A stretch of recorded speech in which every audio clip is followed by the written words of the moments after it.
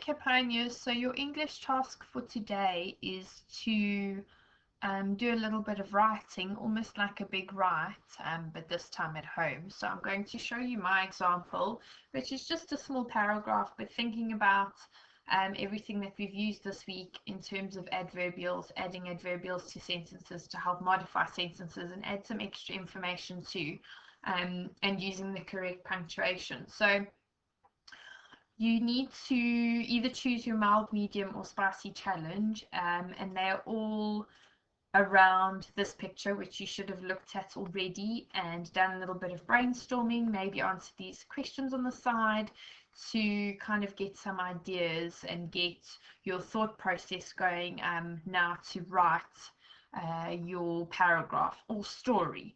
I'm only going to do a paragraph, but please feel free if you wanted to continue writing your own version of the story, you may do so and share them with me when you are done too.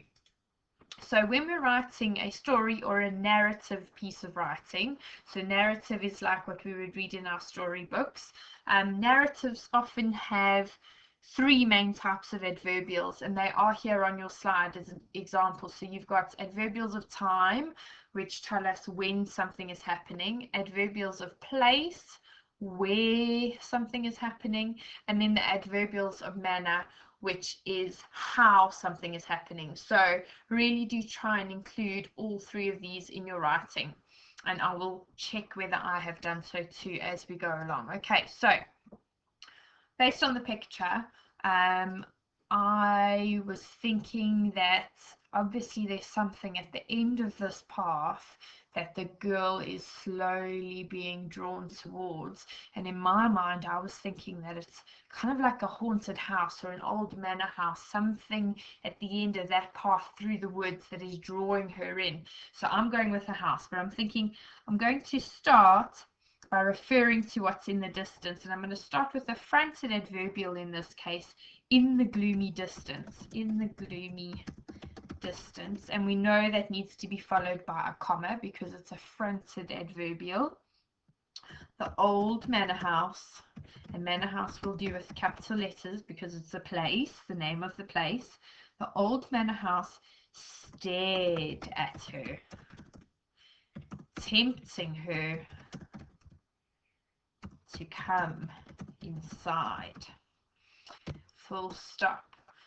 So again, I've used a comma over there to separate the fronted adverbial and a comma over here because I'm adding some detail at the end here, tempting her to come inside. So actually it's almost like I'm adding another adverbial within the sentence, adding some extra information about what that manor house is doing. It's staring at her.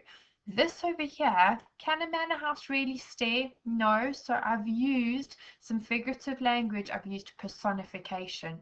Remember, you can use all of those things that you've learned at school in your writing to make it more interesting, to capture the reader. All right. Tempting her to come inside. Now I'm thinking how she's being drawn in and her feet are dragging her in there. I'm going to use another fronted adverbial here. Although she tried to stop, comma, the girl's feet. So now we're referring to her feet, and the feet belong to her, so I need to use an apostrophe S over here. They are her feet, apostrophe S, for possession. The girl's feet led her unwillingly forwards. Unwillingly, that word, oh, spelling mistake, for words, there we go. Unwillingly means that she doesn't want to go. So she's trying to stop. She's really probably feeling quite scared about it, but her feet are just making her go forwards. There's something about that house that's drawing her in.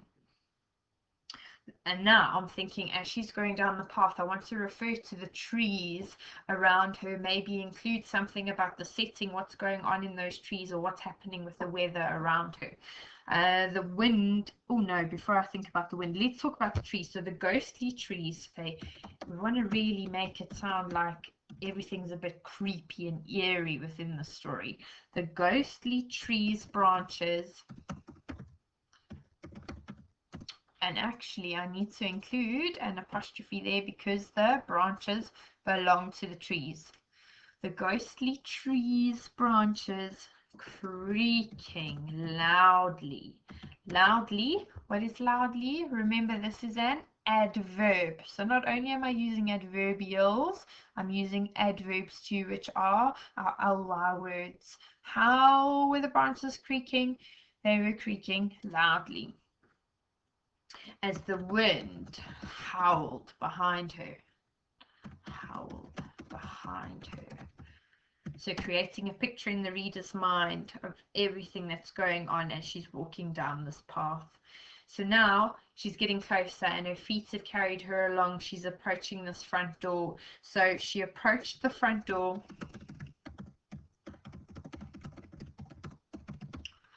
I wonder if I could include another fronted adverbial here. I'm going to go back to our sheet and see what we could use. Perhaps the way. Here we go. Manner. How did she approach the front door? Hesitantly. That's a really good one. I'm going to include that one in there.